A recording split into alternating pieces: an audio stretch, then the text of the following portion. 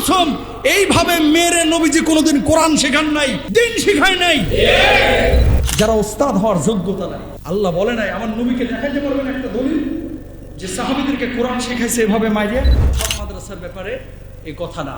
অনেক মাদ্রাসায় ভালোবেসে মায়া করে পড়ানো, হুজুর বাঁশ দিয়ে মাদ্রাসার ছাত্রকে পিটাইতেছে, এমন ভাবে মারতেছে আপনি নিজেকে স্থির করতে পারবেন না। মারারও তো একটা ধরন আছে। একটা থাবড়া মারলো কি চোখ গরম করলো, 5-7 মিনিট ধরে বাঁশ দিয়ে পিটাইতেছে ছোট্ট একটা বাচ্চাকে, লাথ খাইতেছে, তুলে আছাড় মারতেছে। আপনারা যারা অভিভাবক এরকম কোন হুজুর পাইলে পিটাইয়া পুলিশের কাছে তুলে দিবেন। কে বলছে এগুলো? ইসলামী ভাবে আপনাকে দিন শিখাইতে বলছে কি? আপনারা কোথায় পেয়েছেন এইসব ভণ্ডামি? আল্লাহর কসম, আল্লাহর কসম, আল্লাহর কসম, এইভাবে মেরে নবীজি কোনোদিন কোরআন শেখান নাই, দিন শিখায় নাই। আপনার সন্তানকে এভাবে মারধর করে হাফেজ বানাইতে আল্লাহ বলে নাই, বলে নাই, বলে নাই। বুঝেন নাই কথা? কে সচেতন হবে, কে করবে? এখন বোবা কান্না ছাড়া আর কিছু করার নাই। এর আগেও বলেছিলাম যে মাদ্রাসাগুলোয় সিসি ক্যামেরা বসানো উচিত।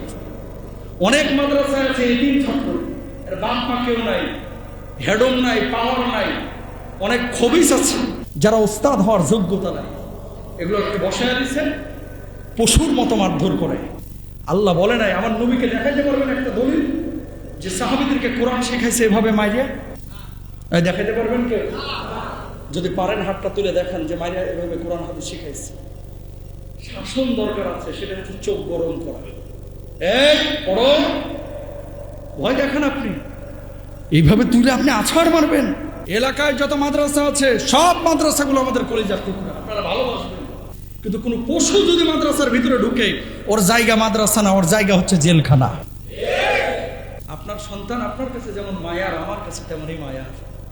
এই দরদটা যদি কোনো পশুর না থাকে, সে উস্তাদ হওয়ার উপযুক্ত না, সে উস্তাদ হওয়ার উপযুক্ত না। কোথা থেকে আসলো কথাটা? আল্লাহর ভয়। এটা চেহারা সুরত দেখে বোঝা যায় না ভাই, দাড়ি টুপি পাঞ্জাবি দেখে বোঝা যায় না। কি স্কুল, কি মাদ্রাসা, কি বিশ্ববিদ্যালয়, কোন জায়গায় ছাত্রদেরকে এইভাবে মারধর করা ইসলাম অনুমোদন করে না। যে আপনি বাঁশ দিয়ে পিটাবেন, আপনি ছাতা দিয়ে 10 মিনিট ধরে পিটাইবেন, তুলে আছাড় মারবেন। আহা, এই সন্তানের বাপ মা যখন দেখছে তার কেমনটা লাগছে, কেমনটা লেগেছে, কতটা কষ্ট, আপনি নিজেকে স্থির করতে পারবেন না। এই জন্য আপনাদেরকে একটু কেয়ারফুল হতে হবে।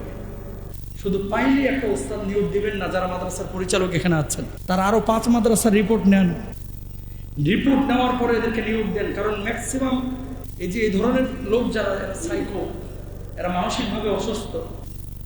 বাড়িতে হয়েছে বউয়ের সাথে ঝগড়া মারামারি, আর এখানে এসে ছাত্রের উপরে রাগ মেটাইতেছে। এগুলো ইসলাম কোনোদিন অনুমোদন করে না। কেন বললাম এই কথাগুলো? কাউকে না কাউকে ভয়েস ক্রিয়েট করতে হবে, কাউকে না কাউকে বলতে হবে। কেউ বলতেছে না, আমার মতো 2-1 ছাড়া। কবে শুধরাবো আমরা? বুঝবো কোথায়?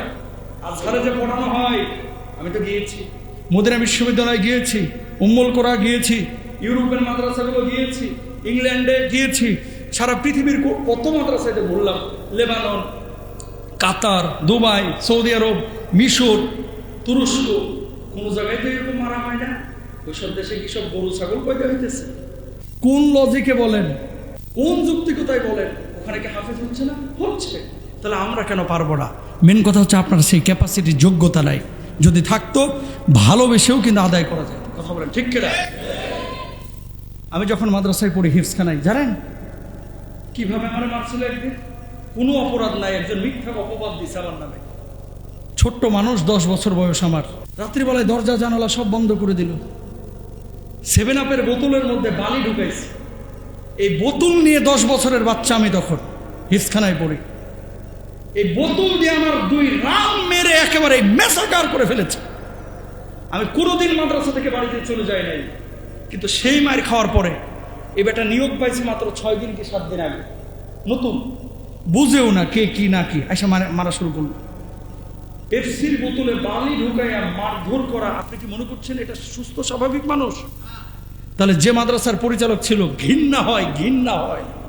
আর আজকে যদি আমি তার সামনে পাইতাম, অবশ্যই আমি তাকে জিজ্ঞেস করতাম যে 10 বছর আগে যে মারটা মারছিলেন, এই মারের কারণে আমি মুস্তাফিজ রহমানি হই নাই।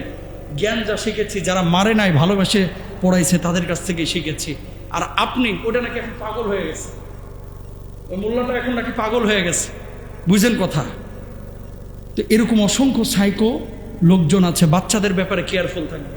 কি স্কুল কি মাদ্রাসা, ইনশাল্লাহ বলেন, বি কেয়ারফুল। এগুলো সচেতন থাকতে হবে, কারণ আপনার বাচ্চাকে আবার অনেক সময় ভয় দেখায়, বাড়িতে গিয়ে বললে কিন্তু তোর খবর আছে, এরকম ভয় দেখায় যে বাড়িতে গিয়ে বললে তোর খবর আছে। এইসব মুন্সিদের চান্দি ফাটায় ফেলাইবেন, দিয়ে পুলিশের কাছে তুলে দেবেন। আল্লাহ মাফ করুক, আমিন বলেন। তবে হ্যাঁ, সব মাদ্রাসার ব্যাপারে এই কথা না। অনেক মাদ্রাসায় ভালোবেসে মায়া করে পড়ানো হয়, সেই মাদ্রাসাগুলোতে বাচ্চাদেরকে দিবেন, ইনশাল্লাহ বলেন।